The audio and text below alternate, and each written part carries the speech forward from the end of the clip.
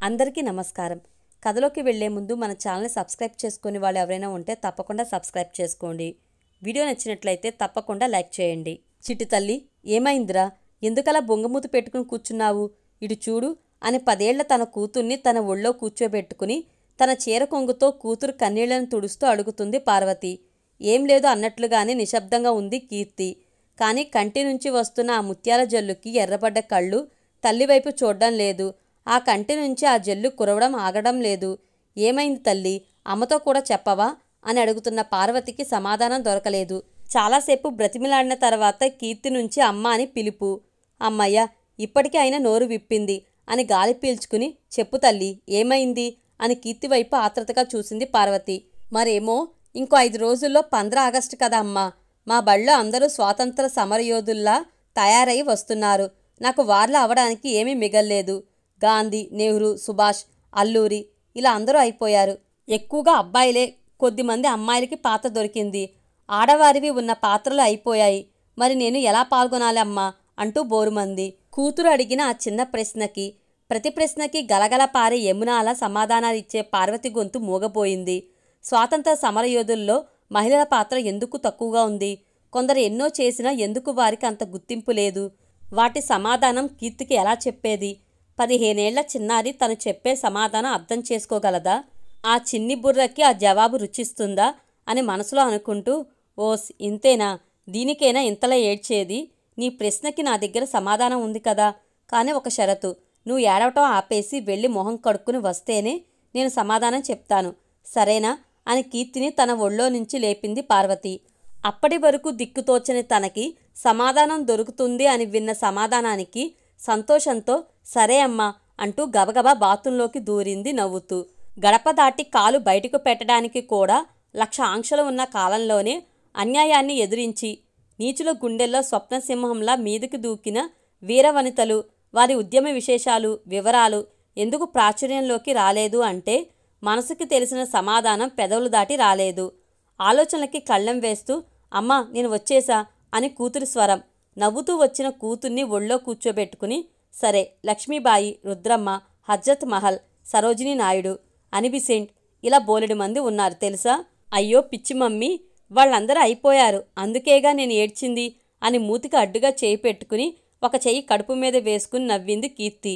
కీర్తి నవ్వు చూసి పార్వతి చిన్న నవ్వు నవ్వి, అయ్యో ఈ పిచ్చి అమ్మకి ఏం తెలియదు, నా కీర్తికి అన్నీ తెలుసు నా బంగారం అని అంటూ వంటగదిలోకి వెళ్ళి గిన్నెలో పప్పు అన్నం కలుపుకుంటూ వచ్చింది. ఆ గిన్నెని చూడగానే వద్దు మమ్మీ అంటూ బొంగమూతి పెట్టింది కీర్తి. బయటికి పారిపోతున్న కూతురు చేయి పట్టుకుని కూర్చోబెట్టి, నేను చెప్పినట్టు నువ్వు అన్నం మొత్తం తింటే నీకు ఎవరికీ తెలియని గొప్ప స్వాతంత్ర యోధుల గురించి చెప్తాను. ఆనందంతో కూడిన ఆరాటంతో నిజమా అమ్మా అని అంటూ అమ్మ ఏం చెప్తుంది అని తన వైపే చూస్తూ నిజమే తల్లి అంటూ తన నోటిలో ముద్ద పెడుతూ, నీకు తెలుసా, ఒకవైపు బ్రిటిష్ వాళ్ల వేధింపులు తాళలేక దేశం ఉక్కిరిబిక్కిరి అయిపోతున్న కాలంలో మన రాష్ట్రంలో నిజాం పాలన సాగేది. అప్పటికీ స్వాతంత్రం కోసం పోరాటాలు, ఉద్యమాలు జరుగుతూనే ఉన్నాయి. బ్రిటిష్ వారితో చేతులు కలిపి సామాన్య ప్రజల్ని చిత్రహింసలకు గురిచేస్తూ ఉండేవారు. చిత్రహింసలు అంటే ఏం చేసేవాళ్ళమ్మా? వాళ్ళకి ఏదైనా నచ్చిందే అంటే అది వారికి కావాల్సిందే. అది ఇవ్వడం వారికి ఇష్టం లేకపోయినా తప్పదు. వాళ్ళు ఇవ్వమని అంటే ఇవ్వవలసిందే.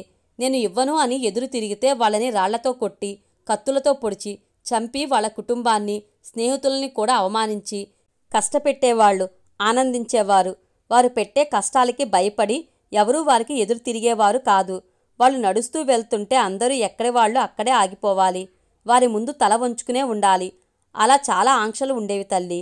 మరి ఎవరు వాళ్ళని ఏమనకపోయేవారా? అనేవాళ్ళు తల్లి.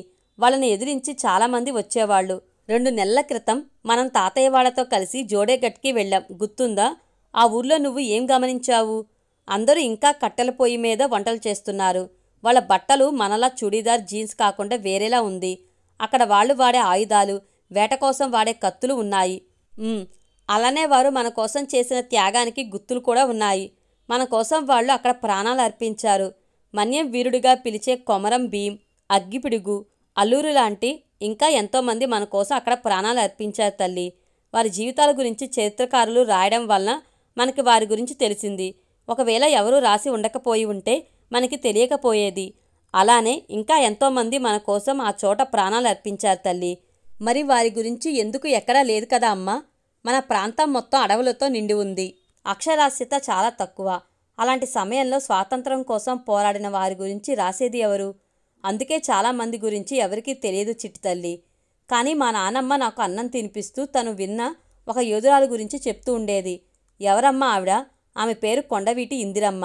అందరూ ఆమెను ఇందమ్మ అని పిలుస్తూ ఉండేవారు. నల్గొండ జిల్లా తాళవెల్లిలో 1917లో ఆమె జన్మించారు. ఆ కాలంలో చిన్న వయసులోనే వివాహం జరిగిపోయేది. ఇందిరమ్మది కూడా అలానే చిన్న వయసులోనే బుచ్చిరెడ్డితో జరిగింది. బుచ్చిరెడ్డి ఆదర్శభావాలు కలిగిన వ్యక్తి. ఆయన ముందు అన్యాయం కనిపిస్తే చూస్తూ ఉండే మనస్తత్వం కాదు తనది. రాముడి వెంట వనవాసానికి వెళ్లిన సీతల బుచ్చిరెడ్డి చేసే సమాజ సేవలో తను కూడా భాగస్వామురాలు అయ్యింది. భర్త క్విట్ ఇండియా ఉద్యమంలో భాగంగా నల్గొండ మరియు చుట్టుపక్కల ప్రాంతాల్లో ప్రజల్ని చైతన్యపరిచేవాడు. అదే సమయంలో ఇందిరమ్మ కూడా బతుకమ్మ పాటల రూపంలో నిజాం పాలనలో వారు పడుతున్న కష్టాలని, కన్నీళ్లను, వాటి పరిష్కారాలు అన్నీ కలిపి పాడేది. ఆవిడ బతుకమ్మ పాటలు పాడుతూ ఉంటే ప్రజల్లో ఎంతో ఉత్సాహం వచ్చేది. సంగీతానికి రాళ్లని సైతం కరిగించే శక్తి ఉంది అని అంటూ ఉంటారు. నాకెందుకులే అనుకునే వ్యక్తులను సైతం ఉద్యమ పోరులో పరుగులు పెట్టించే శక్తి తన స్వరానికి ఉండేది. నీతిశాస్త్రం, భారతం, రామాయణ గాథలను ఉదాహరణలుగా చెప్తూ ప్రజల్ని చైతన్యపరిచి దేశానికి సేవ చేసే దిశగా అడుగులు వేయించింది. క్విట్ ఇండియా ఉద్యమంలో ఎంతోమంది ప్రజల్ని పాల్గొనేలా చేసింది.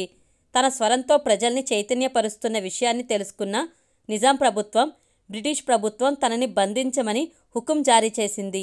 ఇందిరమ్మ ప్రకృతి వైద్యంలో ఆరితేరింది. ఉద్యమ పోరులో క్షతగాత్రులుగా మారేవారికి వైద్యం చేసి ప్రాణాలు కాపాడేది. ఆడవారిపై జరుగుతున్న అన్యాయాలను తన పాటల రూపంలో ప్రశ్నించేది. నిజాం ప్రభుత్వం ఇవన్నీ తెలుసుకుని ఉండలేకపోయింది. తను ఎక్కడికి వెళ్ళినా తనని పట్టించుకోవడానికి నిజాం ప్రభుత్వం ప్రయత్నాలు చేసేది. చాలా ప్రయత్నాలు విఫలమయ్యాయి. కానీ రోజురోజుకి తనను పట్టుకోవాలని జరిగే ప్రయత్నాలు మమ్మరమయ్యి తన కోసం మామూలు ప్రజలకి హింసలు ఎదురయ్యాయి. దానితో 3 ఏళ్ల పాటు అజ్ఞాతంలోకి వెళ్ళిపోయింది. కానీ తన అత్యవసరమైన ప్రతి చోట తను ప్రత్యక్షమయ్యేది. దాని తరువాత 1949 నుంచి 1953 వరకు వారి స్వగ్రామంలో పోస్టాఫీస్కి బ్రాంచ్ మేనేజర్గా విధులు నిర్వహించింది. ఆ సమయంలో ఆడపిల్ల బయటికి రావడం అంటేనే చాలా పెద్ద విషయం. ఈ కాలంలో తను చేసిన కృషి మీకు చిన్నగా అనిపించవచ్చు, కానీ ఆ సమయంలో అది చాలా పెద్ద విషయం. అమ్మ ఇందిరమ్మ నిజంగా ఆ సమయంలో చాలా కష్టాలు పడిందమ్మా. తను కేవలం ఉదాహరణ తల్లి. అలాంటి మహిళా ఉద్యమకారులు కోకొల్లలు. ఎవరు వారి గురించి రాయక ఎవరికీ తెలియదు. కనీసం ఆమె ఎలా ఉంటుందని కూడా ఎవరికీ తెలియదు. కానీ మా నాన్నమ్మ చెప్తూ ఉండేది, ఆమెను చూస్తే మొహంలో ఎంతో కాంతి కనిపించేది. తనతో మాట్లాడితే గుండెల్లో లేని ధైర్యం పుట్టుకు వచ్చేది అని.